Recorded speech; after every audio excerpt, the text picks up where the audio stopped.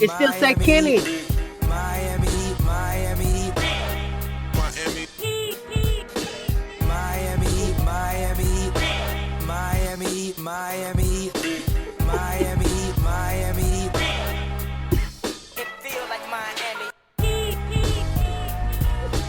Welcome to the Heat Beat Podcast.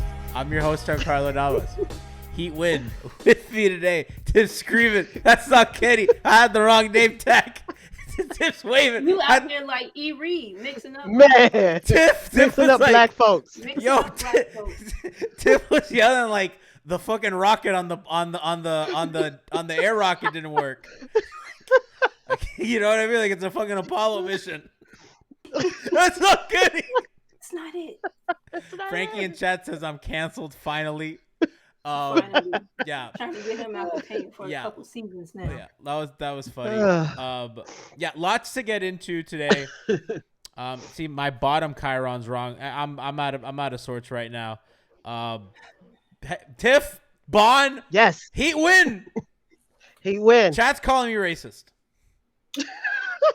Chat calls me racist. Well, Listen, okay. Well, as a nice distraction, Tiff, you pointed something out. You pointed something out early in the game that you wanted me to show on air. You know, our man going through it. he going through it. He looked like he need a nap, some Batasha, and ginger ale. And that chest looked real heavy. My man, it's not looking good. He looked warm. He looked like he don't know if Girl. it's a blanket or like one leg out. Girl, one leg out. And then like the opposite sock on and off. Yes. He looked like he need my grandmother's shawl. He Just got figured. My poor man. My man's playing like 50 minutes a game, having got maybe the flu and COVID put together. Giving you 9 points on the worst shooting you've ever seen. Get that boy some soup. that's not just I'm tired. Nah, That's a little more than That's a help. Because when you start rubbing the head, it's a lot. It's a lot going on.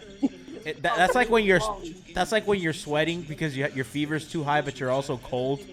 That's what I said. He don't know if he wants that blanket or half in, half out. My poor man going through it. Heat 106, Atlanta Hawks 98. You know what? Other than the wins against the Warriors, the Suns, and the Blazers, I think this is as impressed as I've been with them. Coming from behind, obviously missing a lot of your guys, playing Haywood Highsmith a lot of minutes. All of it put together. Kyle obviously sick and going through it. That Tyler performance. Let's start with Bam because I think that's really where we have to start. Tiff, I don't know if this is the leap that we've expected from him as a scorer. But All right, just stop it. I'm just saying it feels like he's putting some stuff together. This is it. You're watching it right now. Slowly, it's happening. This is it. It's raining real hard, just in case y'all hear that. But this is it. He's legitimately looking to score. That's it. He is not looking around talking about who I'm gonna give this handoff to. He knows he's needed. He knows this is his time. So everybody crying, he's not gonna get any better. He's not. We don't even know if he got better or all of a sudden he's just putting it on display. There you go again. But either way, it's there. Appreciate it. Love it. Now, I say this with a caveat. Let's see if this holds true when Jimmy comes back. That's the thing. Let's see, because if we don't see 28 to 30 from Bam, that's fine. But I still would like to see that aggressive 20, 22, 23, crashing the boards, stellar defense. Like, we still want to see all that. Now, if Bam just all of a sudden says, I'm still getting you 28 a night, hey, that helps Jimmy a ton. That takes a lot of pressure off Jimmy. But this is it. And people need to stop crying and complaining because you're watching it in real time. Bond, to Tiff's point, I think seeing him do it alongside Jimmy, not just in the flow of the Jimmy offense, but in the spacing point of view as well. What I'm seeing out of him, and I'm curious if you agree, is a mindset of rolling as hard as he possibly can to the basket in a spread system. And he's not a power guy. His finesse finishing has been tremendous, using the jumper as a counter when the guys step up. And that's kind of the biggest difference I'm seeing. What are you seeing in terms of kind of his mentality?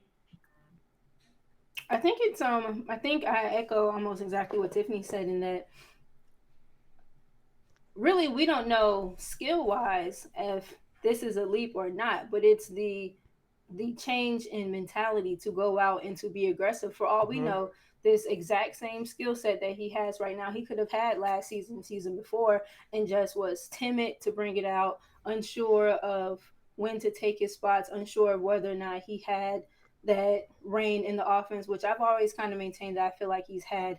Um, I think I think the hard rolling is a thing too. From what you saw a lot tonight with the he and Tyler looks were, Tyler just curling hard because he has that Mm-hmm. floater. And you're either going to step up to him or you're going to let him take the floater. Yeah. After the second time they ran it, I would have just made Tyler make that shot than just Yep. continue to commit both of them under the basket to him and just let him flip the shit up to Bam. Um, for me, it's been his willingness to take the jumper. Um, for me, not so much as the counter, but like, okay, I'm gonna give you a couple dribbles, see if I get you. I guess that makes it a counter. Um, just giving some kind of in some stationary dribbles, see if you do anything. No, but you're still 5 feet off. Cool, I'm gonna pull it. The jumper is a finesse jumper, and what I think I like the most outside of those things is his willingness to put a smaller guy or even a guy his size. Like John Collins, not really his size, but he's good and strong, and he's like close enough to his size. He and some other people, he just feels more comfortable now. Kind of not a crab dribble type of back down, but a couple 1-2 rhythm power dribbles, keep his shoulder into it, and just go up with the little baby hook. So for me, it's just the intentionality to do it consistently, and I agree completely that it has to be when Jimmy's back. I tweeted it in that um, if it comes in 28, 38, 32 point performances, cool. If it comes in 16 to 18 point outbursts in the quarter, cool. But what I am going to be looking for is um, whether or not he allows himself to hide or to be taken out of action. Is he still going to seek the space in the middle of the floor where he has it to be effective, or kind of just, you know, um, bow down and defer and let Jimmy do what he will, Kyle, Tyler, or whatever. So I hope he continues it with Jimmy back. And if it looks like it does with these point totals, great. If not, I just want to continue to feel him. He allows himself to be unfelt too often. So Miami had almost a 104 offensive rating in the half court, which is pretty spectacular for them. Tiff, I mean, spectacular in general. Right. I mean, it's Right. almost the 80th percentile. Would be one of the best half court offenses in the league, and I feel that that's all on Bam and the work that Bam does Mm-hmm. in set Yeah. plays in the half court with the improvising and everything. And I think that is one of the biggest things for their development, because even with Jimmy, they have never been a scary half court team. But if you have a guy like Bam Right. and the pick and roll synergy with both Lowry and Herro, you can start really manufacturing some offense in places that you really couldn't. Right. And that's No, I agree. I think. Go ahead. I'm sorry, G. no. I pen it to you. DHO to you. No, I just think it. Same. I've been waiting on that handoff. No, it's interesting too because the areas where I literally felt like Bam was just non-existent over this stretch, he is in every area that I felt he needed to be. Like, and he's making the moves decisively. Like, he's not waiting. Usually Hmm. Bam gets the ball, he looks, the dribble is too slow. Over this last stretch, he's decisive. He gets the ball and he goes, or he gets the ball and he's making the pass. Um, he's getting down the court, which is, I love when he's the first man down. I love that because that means you guards got to keep up with me. And I love that because I think that also forces them to pass him the ball, Hmm. regardless if it's a play for him or not. Yep. Once he's down and he's set, you have no choice within the offense but to give Bam the Yeah, you're ball. not just gonna look at this man who just bust his ass Uh getting huh. down here and look him off. Exactly. Exactly. And I think the fact that we were talking about with Tyler with the curls and is he going to do the floater? Is he going to do the pass? When he's crisp in his movements, that helps Bam 100%. Hmm. When Tyler is decisive in what he's doing with the ball, um, that just helps the flow. That helps the flow of the offense. And that's the thing. Like it seems like people they don't understand that the ball has to move, and that doesn't just mean swing side to side. That means moving, even if you're dribbling, but you're actually decisive with what you're doing. Like there is actual purpose in the dribble and not just the 1-2-1-2. If you know what I'm saying, Bond? Yeah, like go somewhere or not even go somewhere. Even if you're like dribbling in place, it gathers momentum, it gathers energy when it feels like they're, like you said, the decisive and intentional moves. Last thing to this point, well, I don't know if you want to stay on it or not, G, but the whole Bam Jimmy Tyler thing, it also has to remain a focal point for Spo to want Hmm. to get Bam involved and keep him involved this way. Like Bam has to be the first person that they establish, and that has to come from top down. I agree, and I think that before it was a lot of trying to establish Duncan early, and I think we Yeah. kind of saw how that over time discombobulated their offense. Mm-hmm. And once they went away from that, I felt it got better, and I think I Mm-hmm. absolutely agree with you, and I think that starts with Kyle and Tyler, who are the two starting guards. I Yeah. saw, Kelly O'Burner Juan, who writes for Heat Beat, had a tweet, and he said, I don't really see a problem with this backcourt if they're committed to feeding Bam." And I know Bond, you were like, I kind of agree and disagree with this. I 100% agree with that. I'm curious as to where you stand with that because I thought that was an interesting comment, and I know that there's a bit of nuance to that. Um, Mm. so I fully agree with it in theory. My only thing is when, and I don't know what team is going to be or whatever, but when the team makes it a point to shut Bam down, like if I say Bam has to be the person that they establish, if they go, okay, well, we're going to sit on this dude because we know he is the center, he is the sun with which, pulls the rest of our defense that's orbiting, inward a bit. And so when we commit to him, then what does the synergy between your starting guards look like? Right. That's it. If Abs- they're if Bam has the lanes and the opportunity, then yeah, if Right. that's the committed, if that's what we've decided we're going to do, then I don't see a problem with Right. it either. It's when he's taking out of games. Right. Hey, shout But out. like I said, oh, go ahead, G. No, I was going to give a shout out to the Determined Big Daddy for subscribing at Tier 1. Appreciate that, everybody. Thanks, Big I Daddy. love the funny Thank you, names, Big guys. Daddy. I love reading the funny names. Sorry to cut you off. Just wanted to give a shout out Nah, to our chat. I was gonna say because I said in the chat, like games like this is cute Mm-hmm. when you can when like they couldn't stop Bam, like they literally couldn't. Whatever he wanted to do, Bam wanted to do. Yeah, These games are cute where you can win with your backcourt not shooting well, but that's not the reality game to of game. the system.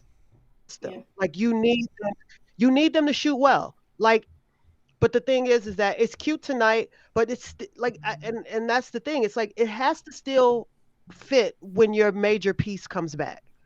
And how do the three of them, Kyle, Jimmy, and Tyler, play off of one another, figure it out, while also getting Bam the ball? yep, Like these are a lot of things that um, seem to be more nuanced than people actually want to give it credit to. Like it was fine tonight, but you can't win every night like this.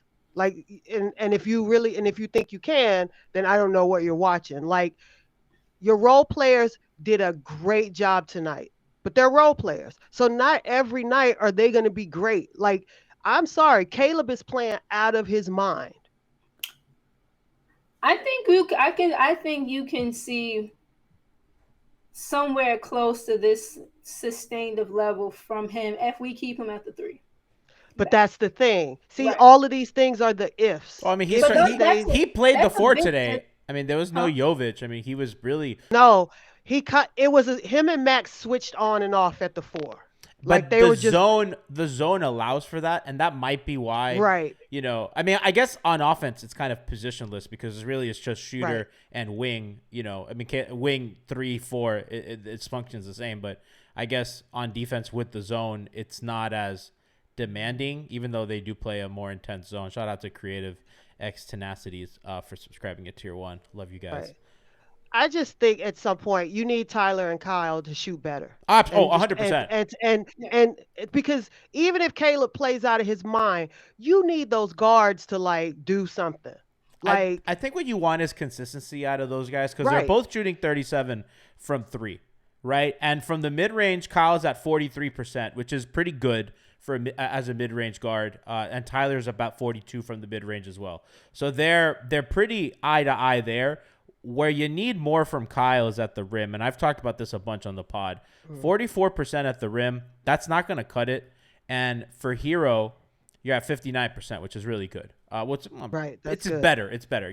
Once you're For at the him 60s, it's good. last year he shot 58%. Kind of at where he is. You want those numbers to go up a little bit, but I think that's about 60% is fine for both of them. But I agree with you. They gotta score a little bit more. The shooting's I think inconsistent with Kyle. He'll have like a good game and then a bad game and then a good game and then a bad game. I think you want a more even performance. I know Bon, you've talked about that.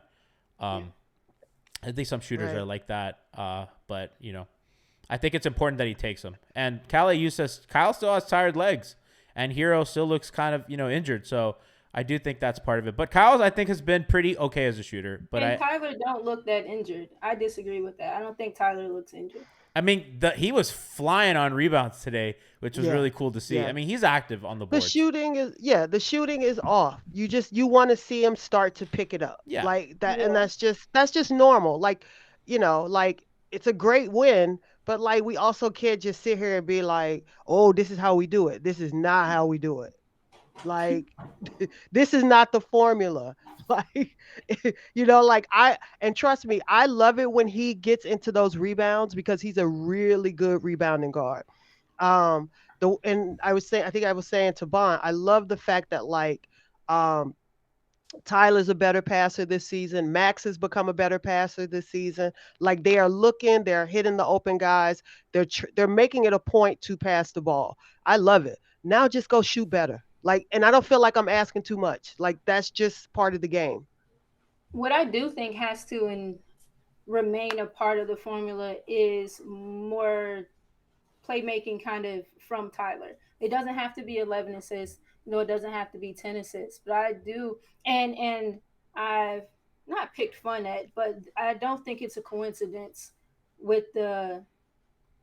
So they're now 6-1 with him scoring less than 20. And it's not to say that they don't need him to score because they certainly do. But what not scoring as much, or when you aren't scoring as much, you kind of have a focus to do other things, or like, you know what, shots not falling, or you should, shots not falling, Right. let me make sure I'm securing rebounds more tenaciously, let me make sure I'm making accurate passes on these lobs and things like that. Right. And so they definitely need him to score, but there is something, especially with a starting group, there is something to him being more of a playmaker. Couple pods ago or whatever, maybe a few weeks ago at this point, I think it was either one of you, me and Frankie, and I asked the question like, what's an ideal number of assists for Tyler? And I maintain that I, more often than not, I personally want to see him somewhere around 6 to 8 assists a night, especially with the amount of time he's getting with the starters. Mhm. When the bench comes back in and we have the rest of the bench, he can be involved with plays as a play finisher. I do think when he's with the starters, he does have to continue to look to make sure that others stay involved. Yeah, I thought like particularly tonight, Tyler plus Caleb with the bench, I really like that look for them. Kind of we've talked about kind of Tyler with the bench a lot. I thought that was a good look for them, Tiff. Kind of Caleb helps your defense a bit and kind of gives you a little bit of motor. And it was like Highsmith and Drew and then and Dedmon. And I thought that unit had a bit of gear to them. And I thought Tyler did a good job of getting everyone in their spots while being a threat to score. And then they went, okay, we're going to stick Kyle and Bam together with Max, which I like that look for them as well. And then they kind of fill those gaps where they did. And I thought that just really worked for them tonight. I like that rotation with this kind of injury. And to kind of to tie it all together, I liked Tyler in those units. Yeah. I think like the one thing that I noticed, his game has gotten so much better. He just the court awareness right now that he's having with being able to put the lob placement, especially for Bam, because I mean, Dedmon might be able to get it, he might not be able to get it. So we're not gonna talk about Dedmon with the lobs, but the connection that he has with the passing to Caleb and the passing to Bam is really good. He's using his court awareness. I like that. I like that he knew the shot wasn't falling, so he did focus on a lot of other things. I still want to see him get into the paint more. I know because you know he can do it, and sometimes the lane is there, and he just either he'll start that dribble and then he'll pull it back out, which is I don't really know what's happening with that, but I feel like he can get. I need to see him get to the line more because I feel like that's what he's missing. Maybe like if he gets to the line, maybe that also helps the shot. I don't know. I think he's gone away from some of the runner floater that I saw work from him a lot last season, and it's either what it feels like sometimes this season is either all outside the paint or all outside the paint or all the way at the basket. And a lot of times, he's not going to be able to finish over these dudes. And so I do want to see him, to your point, Tiff, kind of get back in the paint a little bit, but in the proper spots in the paint and utilize that floater. That's a tough he shot. Has it. And that's what I'm saying. It's a tough look. It's a tough shot to make consistently. And he's one of the people that can make it really, really frequently, really well. It's why I thought he would have been a help in the Boston series last year. So, I agree with you. And I think I don't know if he's necessarily like afraid of being hit, but he tries to finish around the contact at the rim rather than not initiating it, but like just taking it and accepting the getting hit. So that's probably why that's a small guard thing. Yeah. Small, frail-ish. And he's injury prone. That's a shooting hand, girl. You need that. That's a moneymaker. Whatever. It's the passing hand right now. Who was the dude that wore a shooting sleeve that never shot? Was it Ben Simmons? I think yeah, which is funny because it's also so that when you get fouled, it doesn't hurt as much. But man doesn't even want to get fouled. At least Tyler has a shooting sleeve. Oh no, you ain't. Yeah. Couple notes before we get out of here. We talked about Caleb. Obviously, Tyler's real quick on the playmaking. What I've wanted from him since he kind of started taking on ball handling reps was I always thought he saw the help a second too late or the play a second too late, and I think he's getting up to game speed, and that that comes different for everybody. But I think he's seeing it at the time he needs to see it. I think he's taken advantage. There was a play that got Bam a dunk, and I think it was in the third quarter. He's running the pick and roll. He holds his dribble because he knows the help is going to jump because he kind of gets to his spot for the pull-up right around the nail area. Holds the dribble kind of like Kyle does and gets, I think it's Hunter or it's either Hunter or Collins kind of comes up to help on the shot because Tyler, he's kind of doing that little hesitation where he's going to go up. Immediately slips a pass to Bam, gets an easy dunk, and that's the kind of stuff that he didn't have before. Yeah. And that kind of patience, it's not just seeing the play, it's baiting. And that's what I talk about when a guy manipulates defenses and when a guy reacts to defenses. And that manipulation is what takes you to like a legitimate difference maker. And it's not, I want to see that growth continue. Guys, Dedmon, I thought tonight, another positive for them. He's put Yeah. together a couple games Yeah. after we made fun of him relentlessly for being minus a gajillion. The jumper looks good. The mid range is there for him. Yeah. Yeah. The finishing has been, I think, really, really nice. 66% at the rim this year, and on not easy finishes, up and unders and stuff. Right. Guys, a couple points each. What have you seen from Dedmon, so we can wrap this up. Go ahead, Tiff. Tiff then Bond. It's funny. Everything you just said looked good. I also just wonder if he's just comfortable. Like, he's playing. There is no one else that's playing behind Bam technically. Like, Yeah. these are Dedmon's minutes. So I wonder also, yeah, we can be honest. He looked crappy for an extended period of time.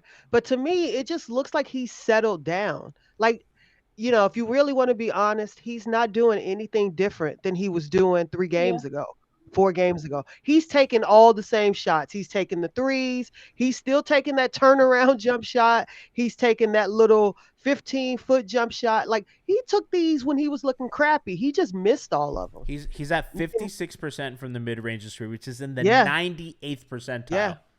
Now he's hitting the shots, and you know what happens when you hit shots? You feel good. Now you feel a little light on defense. Now you start moving. Yeah, now you move. That's it. Now you're moving your Joints feet. feel a little more lubricated. I was just about to say, got a little oil. I was about to say slide some oil. Because it's like, I can't sit here and be like he's doing X, Y, and Z. He doing all the same things that he was doing when he looked like crap. I think he just feels better. He's in a better rhythm, and he knows, what does he get?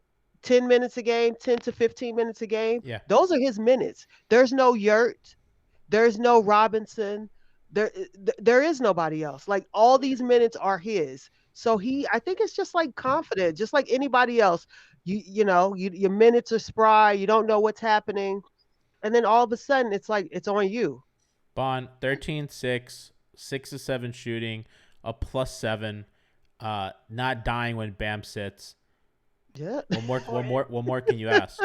Really, no, that's it. And to Tiff's point, like, there's a sense of security when you know that there's no one behind you, and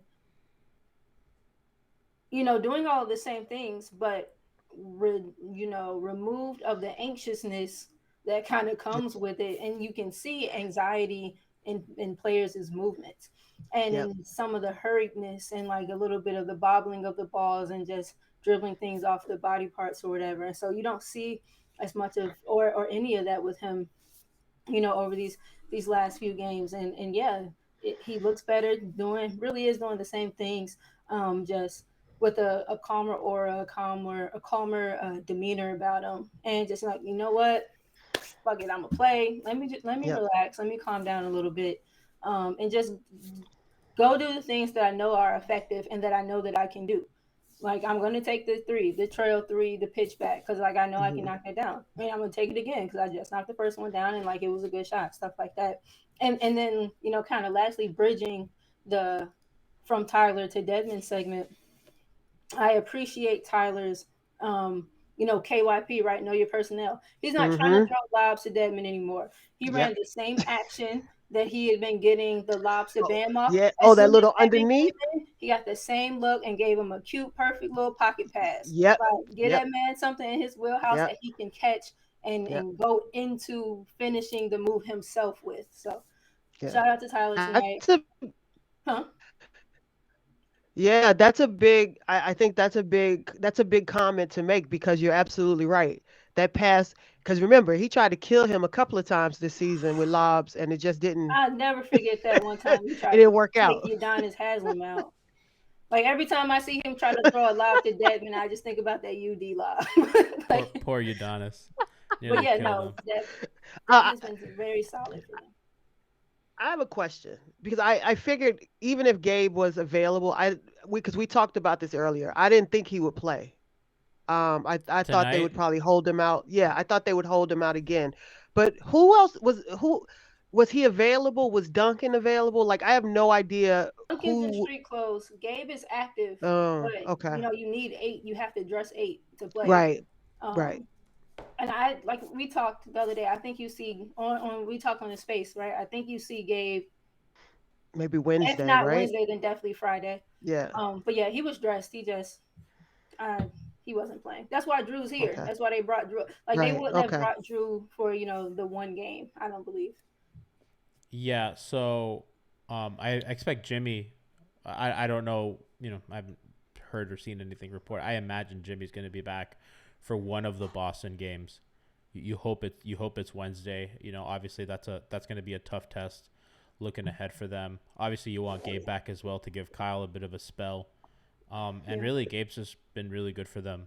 Obviously, you need him to get his shooting numbers up as well. But just a solid guard who can kind of attack off closeouts and all that. So hope Gabe can come back to the lineup. Happy that Max is back. You want to mitigate some of as much as Drew Smith and Highsmith and Kane have kind of gotten you through this tough stretch. You're gonna need those minutes. To be soaked up by Jimmy and other guys and Gabe and company. Hopefully Duncan as well. I was gonna say, do you think when Duncan's healthy, do you see him? Because I know he was in the rotation earlier on, and then the most recent stretch, minutes were shortened a bit. Do you see them, looking to get him That's back? touchy. I like them with a wing that has a more downhill defense mentality. Yeah, but as I haven't loved Highsmith or Drew, but there's just something about it that makes the team look like it functions better. Mm-hmm. But then obviously Duncan plays really well in the Warrior game, and then you see him flip a quarter, and you could that ultimately wins you the game. So it could go to quote the Deuces, it could go either way. I think against Boston. I don't think Duncan would be ready. I still don't know what happened. How do you cut your hand in your jersey? I think they said I think they said he cut his hand, right? In his jersey, but doing something with his jersey that doesn't make. His hand got tangled. Maybe it's a nail. They said his hand got tangled in somebody else's jersey, which means that can be a nail. What do you mean? Those hurt. They sound small. It hurts to try to grip the ball with. But how does your hand get caught in a jersey and cut and you're out for 2 weeks? Yeah, I don't. That's what I'm asking. I'm just repeating. I know. What I heard. I don't get it. Did Pat lace, Dedmon's jersey with nails? It's strange. Shout out to Frankie who tier 1 subbed. It's a tax write off, Frankie. Just send us a receipt. Love you guys. We'll be back tomorrow. We're tweeting out the schedule. He wins. Make sure you follow us on Twitter at MIA Heatbeat to get all our updates. We post a schedule every Sunday around noon. That'll be the stream schedule for the week. If you guys haven't caught on, the way it kind of works is we don't really do weekend games unless it's a big opponent. You can count on a post-game show and a pre-game show every weekday. And then every weekend, it's an a la carte of what we decide. And then, of course, pods on off days and then one hangover time a week. This week, against the Boston Celtics, there's also a watch party. 5 Reasons is doing it. I'm going to be there. Christian's going to be there. So if you guys want to come out and support, it's on 5 Reasons, all of their Twitter pages. That Ethan tweets it out. What day is that? It's Wednesday. It's a day of hangover time. We should do a playback. We should do a playback. So, but we're gonna be there. It's gonna be around Wynwood. So check that out. It's at a distillery. And I'll be there. So if you want to come say hi to us, me, Ethan, all Alex, Brady, everybody, come on by. Somebody in chat says I vote for hangover time at least twice a week. Well, I'm sorry to disappoint you. This is not a democracy. I would, I didn't open a public vote. That's not how this works. I love you guys though. And we'll see you tomorrow for an episode of Miami Heat Beat. And we'll see you on for the games. Peace out. Love you. Heat win.